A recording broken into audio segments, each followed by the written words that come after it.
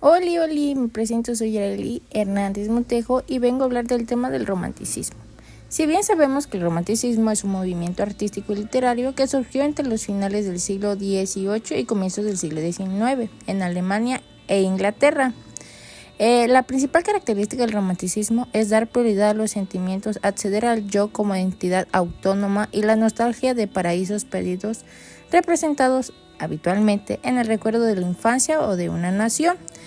Si bien sabemos que los principales géneros literarios del romanticismo fueron la poesía, la narrativa y el teatro. Al hablar de la poesía, podemos decir que se expresaron los sentimientos humanos y los estados de ánimo del poeta. Se promovió la lírica, por lo que se considera el siglo de oro de la poesía lírica. En narrativa se presentaron las historias personales sobre el amor en las novelas, relatos y leyendas. Se crearon nuevos géneros como la novela histórica, la novela gótica o de terror. En el teatro se rechazaron las unidades aristotélicas. El género preferido fue el drama, en el que se mezclan elementos cómicos y trágicos. El romanticismo se caracterizó por la exaltación de los sentimientos, la individualidad y la naturaleza. En este contexto, diversos autores y artistas dejaron una huella indeleble en la literatura y el arte. A continuación, se presentan 5 exponentes claves de esta época. Johann Wolfgang es considerado el precursor del romanticismo. Su novela Werther influyó enormemente en la sensibilidad romántica, mientras que Fausto es una de las obras literarias más importantes de la historia. Lord Byron fue poeta rebelde, símbolo del espíritu romántico. Sus versos apasionados y su vida aventurera encarnaron en el ideal del héroe romántico. Sigo con Francisco de Goya, pintor que reflejó en sus obras el dramatismo, la emoción y la crítica social del romanticismo. Luego, por último y no menos importante, Beethoven. Revolucionó la música en su estilo apasionado e innovador. Su obra expresa el ideal romántico de la libertad emocional y profunda. A pesar de que el romanticismo en líneas generales representa el culto al sentimiento por encima de la razón, haciendo hincapié en las emociones y las pasiones enfocados en lo imaginario y en el mundo no real. Al hablar de romanticismo no solo voy a hablar del romanticismo europeo, sino también del hispano.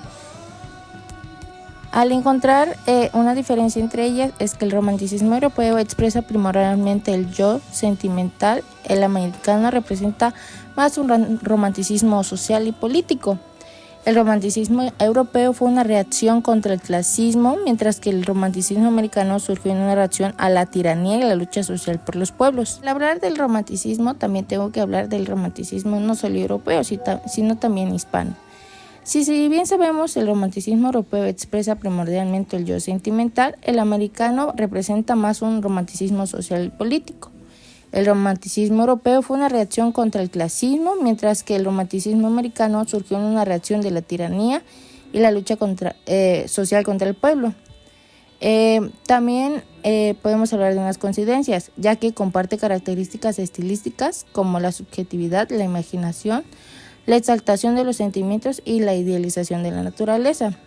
Si bien sabemos la naturaleza es parte del sentimiento, lo exótico de la vida se puede apreciar a través de los paisajes, los medios naturales, los atardeceres, la lluvia y entre otros.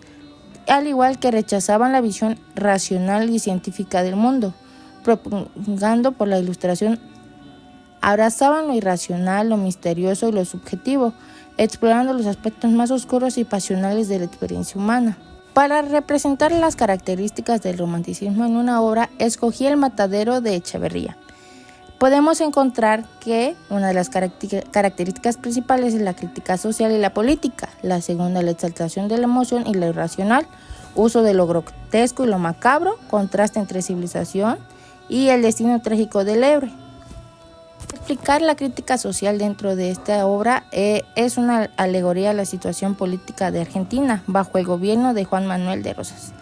Echeverría, opositor del régimen, usa el matadero como símbolo de la brutalidad y la autoridad de los federales.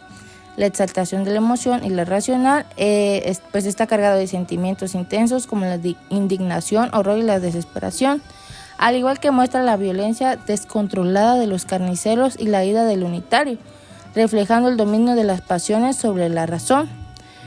Al hablar de lo grotesco y lo macabro, pues solo como la descripción del matadero es brutal y sanguinaria. Cuerpos desmembrados, sangre derramada y actos de crueldad extrema.